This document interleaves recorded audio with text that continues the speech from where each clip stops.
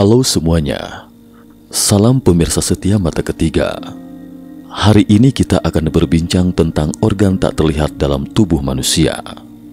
Pada 2018 lalu, ilmuwan Amerika menerbitkan sebuah artikel di jurnal Science Report, majalah Nature, yang menyatakan bahwa mereka telah menemukan organ yang belum dikenal yang disebut mesenchyme.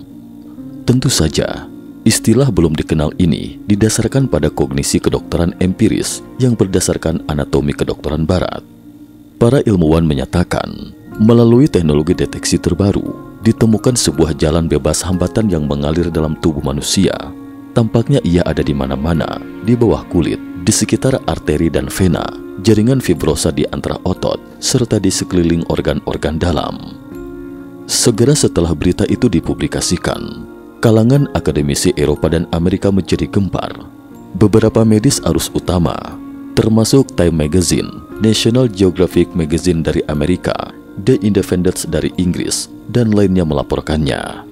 Namun demikian, para peneliti di beberapa negara Asia, terutama dari Tiongkok, setelah melihat penelitian ini, malah merasakan mengapa deskripsi ini sepertinya sudah tidak asing lagi ya. Ketika dicermati lebih jauh, hal ini sangat mirip dengan meridian yang disebutkan dalam ilmu PTT atau pengobatan tradisional Tiongkok. Meridian yang ajaib. Menurut pandangan PTT, meridian adalah istilah umum untuk saluran utama dan kolateral, yaitu jalur dalam tubuh manusia dalam mengalirkan energi vital dan darah, berhubungan dengan organ dalam, berkomunikasi dengan bagian internal dan eksternal, serta menembus sisi atas dan bawah. Sistem meridian yang terdiri dari saluran utama dan kolateral yang malang melintang saling berhubungan dan meliputi seluruh tubuh. Pergerakan energi vital dan darah sangatlah penting untuk kesehatan tubuh manusia. Sebagai analogi, meridian bagaikan jalur lalu lintas dalam tubuh manusia, sedangkan energi vital dan darah adalah kendaraan yang terus berlalu lalang di jalan. Jika kendaraan berjalan dengan lancar, maka sudah barang tertentu semuanya sangat teratur, serta tubuh manusia yang bersangkutan juga terasa nyaman, kuat, dan sehat. Sedangkan jika terdapat masalah, misalnya kemacetan lalu lintas jangka panjang atau terjadi kecelakaan lalu lintas yang serius, maka dampaknya akan meluas. Sebaliknya, jika aliran energi vital dan darah dalam tubuh tidak lancar, maka seluruh gejala penyakit sakit kepala dan demam, kelemahan fisik dan lain sebagainya bakal bermunculan. Ketika Anda melihat diagram meridian, Anda akan mendapati bahwa ada banyak titik kunci yang disebut titik akupuntur. Titik akupuntur dianggap sebagai lokasi spesifik dalam rute sirkulasi meridian dari organ dalam yang sampai pada permukaan tubuh. Tempat Qi sama dengan energi vital dan darah bertemu serta keluar masuk seperti stasiun penting di lalu lintas jalan raya. Para peneliti di zaman kuno menemukan bahwa asalkan merangsang titik akupuntur tertentu, akan dapat dihasilkan efek khusus tertentu pula yang dapat meredakan atau bahkan menyembuhkan rasa sakit dan ketidaknyamanan di beberapa tempat. Misalnya titik akupuntur Chusanli di meridian Chuyang Mingwei. Dengan melihat arti yang terkandung di balik nama tersebut adalah dengan menekan titik akupuntur ini, maka Anda dapat berjalan sejauh 1,5 kilometer sehari. Dengan kata lain, titik Chusanli dapat meredakan nyeri lutut dan kaki, serta merupakan titik akupuntur yang penting untuk mengatur fungsi saluran pencernaan. Anda dapat mencoba titik akupuntur ini untuk masalah yang berhubungan dengan saluran pencernaan, seperti sakit perut dan perut kembung. Setiap titik akupuntur memiliki daya guna yang berbeda, dan kombinasi dari beberapa titik akupuntur dapat pula menghasilkan efek baru. Ilmu pengetahuan mengenai titik-titik akupuntur meridian ini sangatlah luas dan mendalam. Classic of Internal Medicine, Huang Ti Neijing, merupakan karya tulis yang memuat titik-titik akupuntur meridian yang paling awal, memiliki sejarah lebih dari 2000 tahun. Sedangkan isi kitab yang mencatat dialog Huang Ti yang membahas tentang ilmu pengobatan dengan para menteri justru dapat dilacak sampai ke masa lebih dari 5000 tahun silam pada zaman Xuan Yuan Huang Ti di Kaisar Kuning 2711 hingga 2597 sebelum Masehi. Seorang tokoh pemimpin dan diakui sebagai leluhur semua orang Tionghoa, seorang pahlawan kebudayaan. Setelah itu, Beberapa dokter jenius Tiongkok kuno seperti Pian Chue, Sun Simiao, Li Sichen dan lain-lain juga melakukan studi terhadap hal ini yang secara terus-menerus menyempurnakan sistem pengobatan Tiongkok kuno ini. Sebagai contoh adalah moksipusi, yaitu menyalakan herbal moksa berbentuk batang pada titik akupuntur dengan menggunakan panas untuk merangsang titik itu. Huang Ti Naiqing menyatakan, yang tidak dapat dilakukan dengan akupuntur dapat dilakukan dengan moksipusi.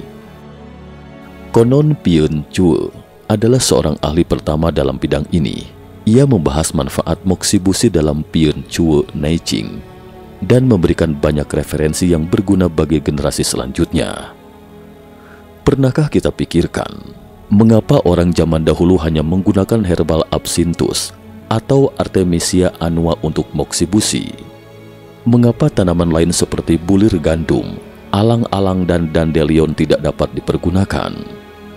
Penelitian zaman modern telah menemukan bahwa tubuh manusia adalah sumber radiasi inframerah dan spektrum energi radiasi yang dihasilkan oleh absinthus ketika dibakar juga inframerah dan bagian utamanya adalah mendekati inframerah.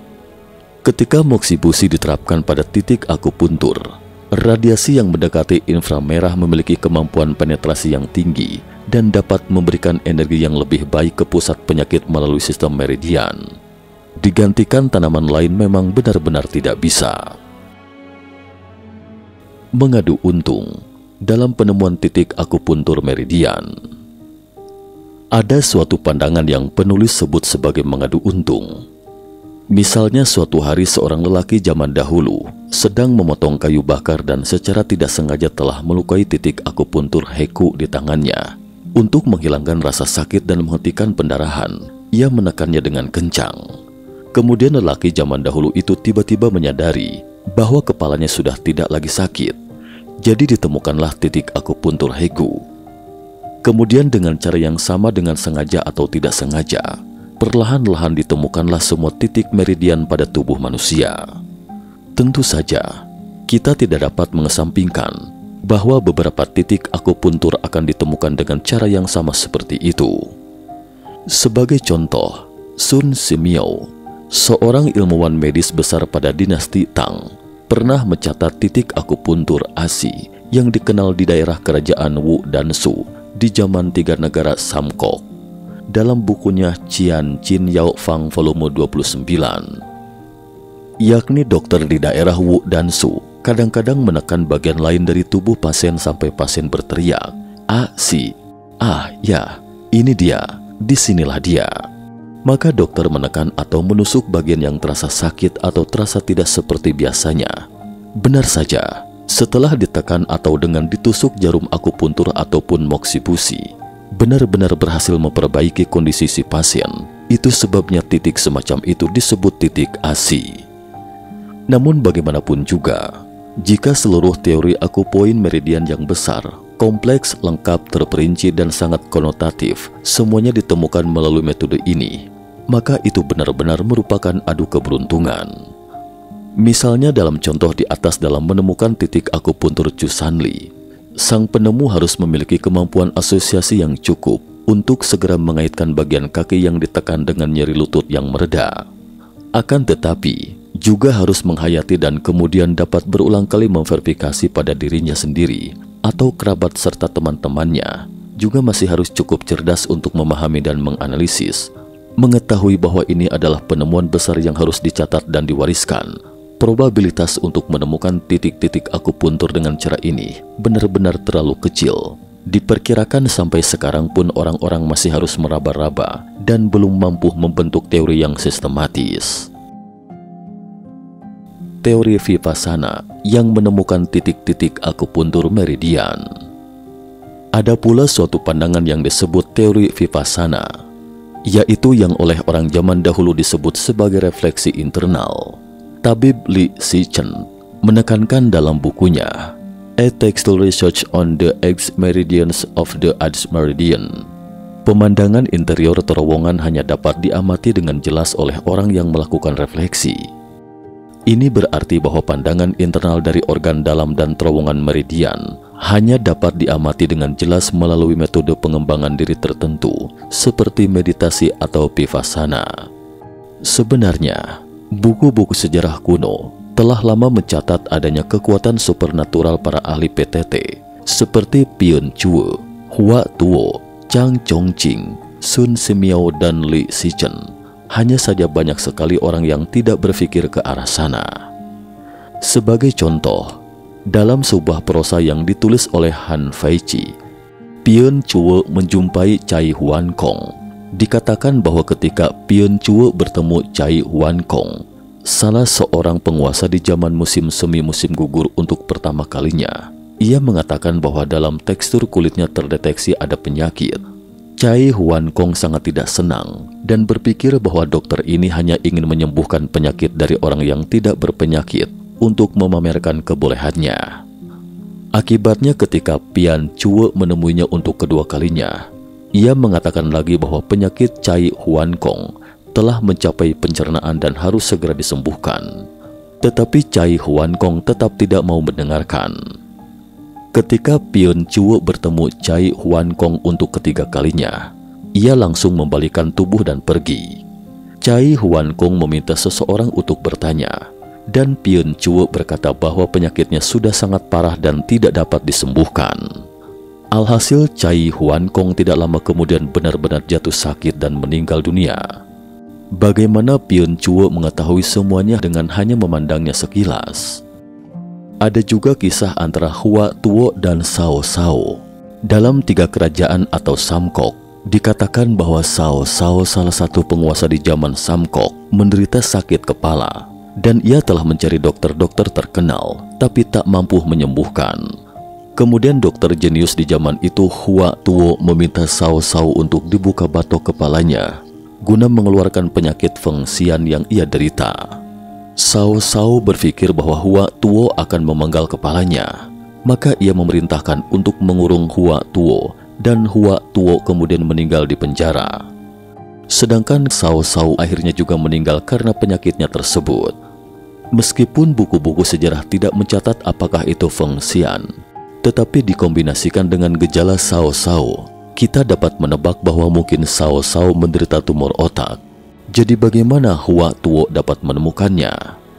Ilmu PTT selama ini memiliki metode diagnosis dan metode pengobatan melalui pengamatan, pendengaran dan penciuman, pertanyaan, serta deteksi denyut pergelangan tangan.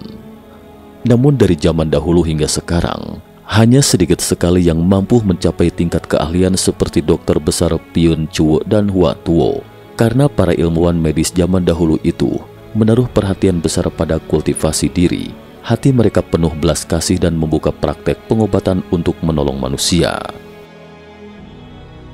Keberadaan meridian terbukti secara ilmiah. Teori titik akupuntur meridian dari PTT senantiasa tidak pernah diterima oleh sistem medis barat. Alasannya karena pengobatan barat penganut metode empiris anatomis, sedangkan meridian tidak ditemukan setiap kali membedah tubuh manusia, sehingga dianggap tidak ada. Sesungguhnya, kebenaran sudut pandang apa yang terlihat mata adalah benar sangatlah terbatas. Dalam spektrum cahaya yang luas, cahaya tampak yang dapat dilihat mata manusia hanyalah sempit belaka. Jika berada di luar jangkauan spektrum cahaya tampak, maka mata manusia pada umumnya tidak akan melihat hal itu. Sinar inframerah, ultraviolet, dan sinar X tidak terlihat oleh manusia, tetapi semuanya kini telah ditemukan bahkan dimanfaatkan di berbagai bidang. Apa yang tidak terbukti oleh sains tidak berarti tidak ada. Kemungkinan sekali taraf sains yang masih belum cukup maju dan instrumennya belum cukup canggih untuk mendeteksinya. Frekuensi getaran energi dari Qi atau energi vital dan darah tidak berada dalam spektrum yang terlihat dan tidak dapat dilihat dengan mata telanjang. Tetapi sekarang beberapa peneliti ilmiah mutakhir telah menemukan keberadaan titik akupuntur meridian dengan peralatan canggih. Fisikawan mekanika kuantum Rusia, Konstantin Korotkov, menggunakan teknik pencitraan pelepasan gas yang disebut sebagai GDV atau Gas Discharge Visualization. Ketika mengukur aura tubuh manusia, menemukan bahwa ada titik-titik terang dalam tubuh manusia yang konsisten dengan titik akupuntur dalam ilmu PTT. Sedangkan pada 2021 lalu, kerjasama antara Biotechnology Research Institute INN Group dan Harvard Medical School Amerika Serikat untuk pertama kalinya mengamati dengan jelas garis fluoresan kontinu yang bermigrasi di sepanjang titik akupuntur meridian tubuh manusia. Para peneliti menyatakan bahwa pekerjaan ini memberikan bukti kuat untuk mengonfirmasi keberadaan meridian dalam PTT. Sejak lama, ilmu pengobatan barat selalu memperlakukan tubuh manusia sebagai mesin. Jika ada bagian yang tidak berfungsi dengan baik, maka diperbaiki saja. Jika tidak berfungsi, maka diganti dengan yang baru. Sedangkan ilmu PTT mengikuti gagasan, manusia adalah bagian integral dari alam. Dalam budaya tradisional Tiongkok, memandang manusia sebagai integritas dan bagian dari pergerakan alami seluruh alam semesta. Jika di masa depan, teori ilmu PTT dikonfirmasi dan diakui, maka seluruh dunia pengobatan akan menghadapi sebuah reformasi raksasa. Beberapa peneliti beranggapan bahwa begitu prinsip PTT dapat ditemukan dan dibuktikan, maka keunggulan metode pengobatan holografis dalam PTT dapat dipahami sepenuhnya oleh masyarakat dan pengobatan di seluruh dunia akan memasuki suatu era baru. Pada saat itu, orang-orang mungkin akan menemukan bahwa kebudayaan yang diwariskan oleh nenek moyang etnis Tionghoa adalah begitu bijak, sama sekali bukan tahyul feodal. Sebaliknya jauh melampaui ilmu empiris yang berasal dari barat. Cukup sekian dulu topik kita hari ini. Jika suka dengan video mata ketiga, jangan lupa like, subscribe, dan share. Terima kasih atas perhatiannya, dan sampai jumpa di episode berikutnya.